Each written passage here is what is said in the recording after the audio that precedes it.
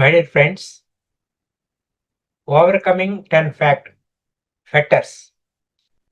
బౌద్ధ ధర్మం ప్రకారం ఒక వ్యక్తి సంసార బంధనాల నుండి విముక్తి పొంది పూర్తి నిర్వాణాన్ని, అర్హంత స్థితిని చేరుకోవడానికి 10 బంధనాలను దశ సంయోజన పటాపంచలు చేయడం అలా చేయాలి.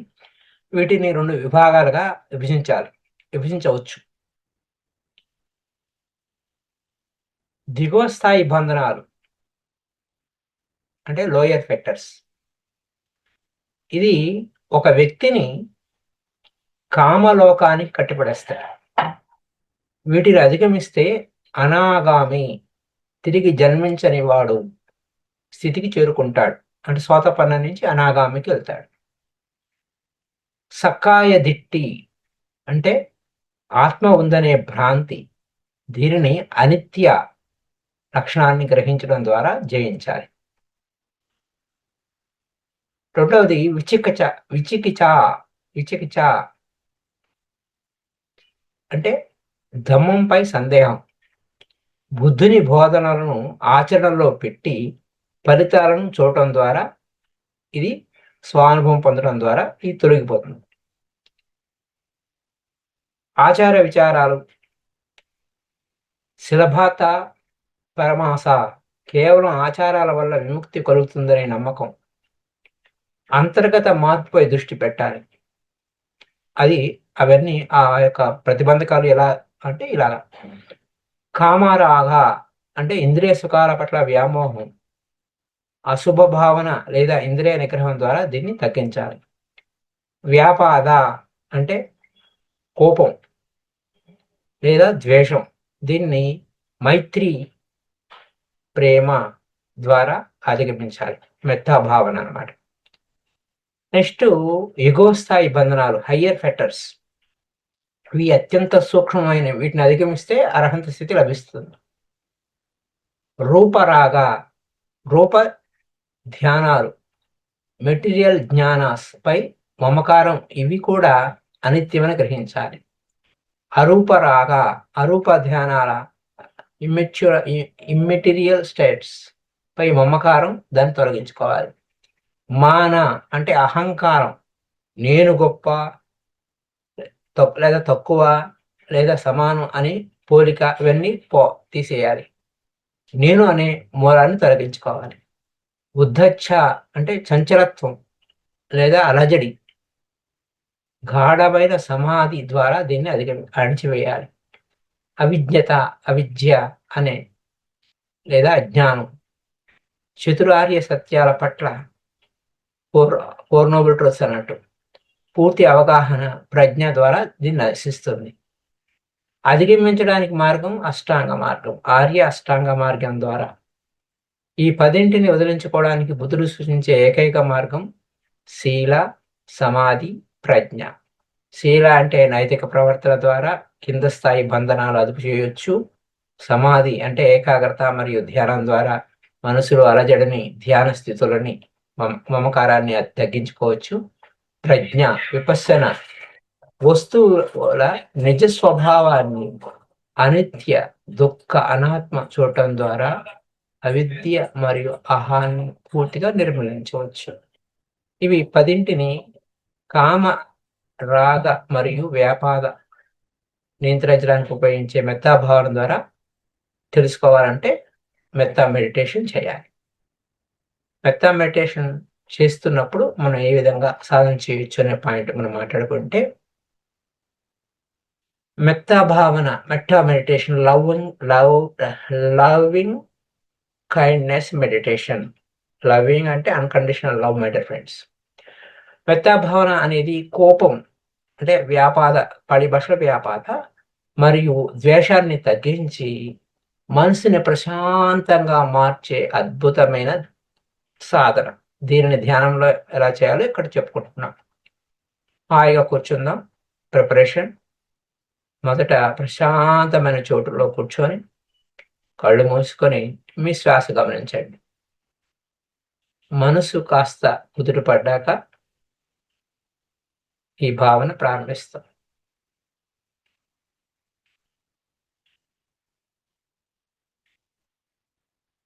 ఈ ధ్యానంలో మనం కొన్ని వాక్యాలు మనసులో అనుకుంటూ ఈ భావనను ప్రేమతో పంచుకుంటాం. మెట్టా సాధన. మీ పట్ల మీరు. నేను సుఖంగా ఉన్నాను. నేను శాంతిగా ఉన్నాను. నాకు ఎటువంటి అనారోగ్యం లేదు. సో, ఎందుకు ఇవన్నీ చెప్పుకోవాలంటే, మిమ్మల్ని మీరు ప్రేమించుకోలేకపోతే ఇతరులను మీరు ప్రేమించలేరు. కాబట్టి మీ పట్ల మీరు మొదటి దశలో మీ పట్ల మీరు ఏం చెప్పుకోవాలి? నేను సుఖంగా ఉన్నాను. శాంతిగా ఉన్నాను. ఎటువంటి అనారోగ్యం లేదు అని మొదటి. అలాగే రెండవ దశ మీకిష్టమైన వారు, మీకు నచ్చిన వారు లేదా గురువును తలుచుకొని వారంతా సుఖంగా ఉండాలని కోరుకోవాలి.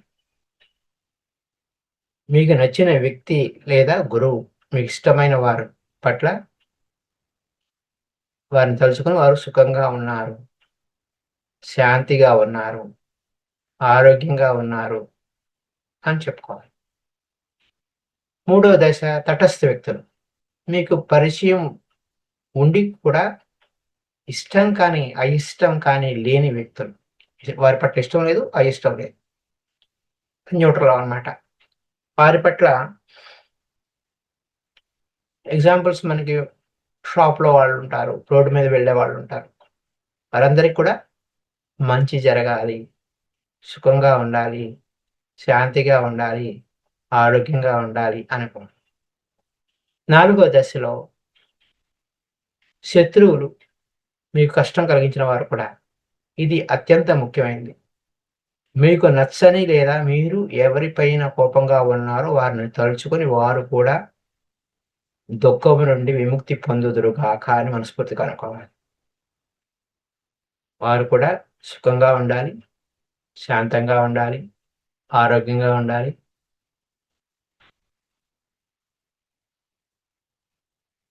అని మనం ఫోర్త్ లెవెల్‌లో శత్రువు పట్ల. అలాగే ఐదవ లెవెల్‌లో సమస్త జీవరాశి పట్ల. లోకంలో సమస్త ప్రాణులు, పక్షులు, జంతువులు, సమస్త జీవరాశి అంతా కూడా సుఖంగా ఉన్నారు, శాంతిగా ఉన్నారు, ఆరోగ్యంగా ఉన్నారు అని కోరుకోవాలి. ఇది ఎలా పనిచేస్తుంది? వ్యాపాద అంటే కోపాన్ని ఎలా తొలగిస్తుంది? మనం ఎవరిపైన అయినా కోపం పెంచుకున్నప్పుడు అది మనల్ని మనం కాల్చుకునే నిప్పు లాంటిది. మనం ఎవరిపైనైనా కోపం పెంచుకున్నప్పుడు అది మనల్ని మనం కాల్చుకునే నిప్పు లాంటిది. మెత్తా భావన వలన, మైత్రి మెడిటేషన్ వలన, మెత్తా భావన వలన ఆ నిప్పును చల్లారుస్తుంది. సెన్సువల్ డిజైర్‌లో కామరాగ నియంత్రణ అంటే మనసు ప్రేమ మరియు కరుణతో నిండాలి. కామం కాదు, ప్రేమ. ప్రేమ అంటే షరతులు లేని ప్రేమ. కరుణ నిండినప్పుడు క్షణికమైన ఇంద్రియ సుఖాల పట్ల ఆరాటం సహజంగా తగ్గుతుంది. మీకు ఎప్పుడైనా విపరీతంగా కోపం వచ్చినప్పుడు కళ్ళు మూసుకుని ఆ వ్యక్తికి మంచి జరగాలని కోరుకోవటం. ఒక నిమిషం కోరుకోండి. ఏం జరుగుతుందో చూడండి.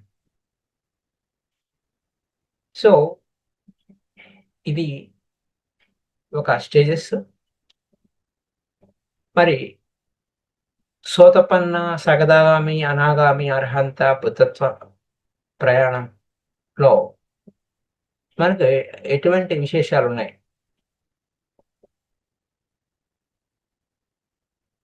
బౌద్ధ ధర్మం ప్రకారం ఈ ప్రయాణం చాలా క్రమబద్ధంగా జరుగుతుంది. దీన్ని క్షుణ్ణంగా ఎలా అర్థం చేసుకోవాలి? ప్రోగ్రెసివ్ ప్యూరిఫికేషన్ ఏ విధంగా జరుగుతుంది? అనే పాయింట్‌లో మొదటి 3 బంధనాలు సోతపన్న స్టేజ్‌కి మొదటి 3 బంధనాలుంటాయి. స్టీమ్ ఎంట్రార్‌కి. సక్కాయ దిట్టి, విచికిత్స, శీలభ్రత, పరమార్థ ఉంటాయి. వీటిని తెంచుకున్నవారు వీరు సంసార ప్రవాహాన్ని దాటి నిర్వాణ మార్గంలో ప్రవేశిస్తారు. గరిష్టంగా 7 జన్మల్లోపే వీరికి విముక్తి లభిస్తుంది. సకదాగామి అంటే వన్స్ మళ్ళా భూమి మీదకొస్తాడు. కామరాగము మరియు వ్యాపార కోపం లాంటి వారిని అలసపరుచుకున్న తర్వాత వీరు కేవలం ఒక్కసారి మాత్రమే ఈ లోకానికి తిరిగి వస్తారు. అనాగామి కామరాగం వ్యాపారాలు పూర్తిగా పోయినాయి. మరి వీరు ఇంకా తిరిగి రాని అంటే మానవ లోకాల్లోకి తిరిగి జన్మించరు. శుద్ధవాస బ్రహ్మవాస లోకాల్లో ఉండి అక్కడే నిర్వాణం పొందుతారు. అక్కడ అటైన్మెంట్. అర్హంత్ మిగిలిన 5 ఉన్నత బంధనాలు రూప రాగ అరూప రాగ మాన ఉద్ధచ్చ అవిద్య వీటన్నిటిని ఛేదించి వారు వీరికి పునర్జన్మ లేదు. అర్హంతకి ఇదే పరిపూర్ణమైన ముక్తి. బుద్ధహుడ్ అంటే అర్హంత స్థితి విముక్తినిస్తే బుద్ధత్వం అనేది అనంతమైన కరుణతో సర్వజ్ఞతతో సమస్త జీవులకు మార్గం చూపే పరిపూర్ణమైన మేలుకొల్పు బుద్ధత్వం అనేది. సో మన ప్రయాణం అర్హంత నుంచి బుద్ధత్వం మధ్య ఉన్న వ్యత్యాసం ఏంటి అంటే చాలా సూక్ష్మమైన వ్యత్యాసం. అది ఎక్కడ విషయాన్ని మనం గ్రహించాలి. అందులో అర్హంతకి బుద్ధుడికి మధ్య వ్యత్యాసం ఏంటి అని అన్నప్పుడు, బుద్ధుడు ఎవరి సహాయం లేకుండా స్వయంగా ధర్మాన్ని కనుగొని ప్రపంచానికి మార్గాన్ని చూపించాడు. ఆయన ఒక మార్గదర్శకుడు. అర్హంత అలా కాదు. బుద్ధుడు బోధించిన మార్గాన్ని అనుసరించి ముక్తి పొందాడు. వీరు మార్గంలో అనుసరించిన వారు. ఈయన మార్గాన్ని దర్శకుడు పైన మొట్టమొదట తొలి అడిగేశాడు. ఎవరి సహాయం తీసుకోలేదు. స్వయంగా ధర్మాన్ని కనుగొని ప్రపంచానికి మార్గాన్ని చూపించాడు బుద్ధుడు. ఇంకా ఆమ్నిషియంట్ అంటే బుద్ధుడి యొక్క విషయం ఏంటంటే ఆమ్నిషియన్స్. బుద్ధత్వంలో సర్వజ్ఞత ఉంది. అంటే ఒక విషయాన్ని తెలుసుకోవాలని అనుకుంటే బుద్ధుడు అనుకుంటే దేన్నైనా సరే లోతుగా తెలుసుకోగలడు. జీవుల కర్మలను గత జన్మలను అనంతంగా చూడగలడు బుద్ధుడు. అర్హంత అలా కాదు. తన ముక్తి ఏంటో తను చూసుకుంటాడు అంతే. అర్హంతులకి తమ విముక్తి కావలసిన జ్ఞానం ఉంటుంది. బుద్ధుడికి ఉండే అనంతమైన శక్తులు సర్వజ్ఞత ఉండదు అర్హంతకి.